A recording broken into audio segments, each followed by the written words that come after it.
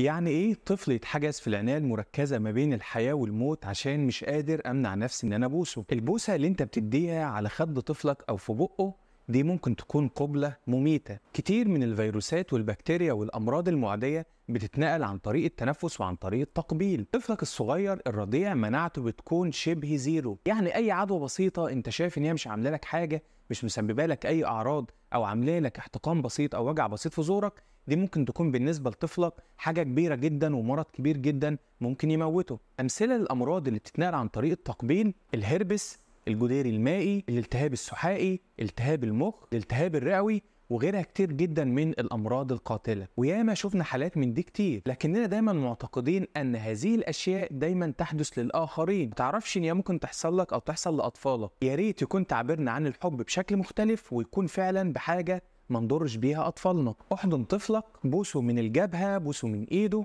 عبر له عن الحب بانك تعمل له الحاجات اللي هو بيحبها وانك توفر له المتطلبات بتاعته. يا ريت ناخد بالنا ونعرف غيرنا. اشوفكم على خير. سلام.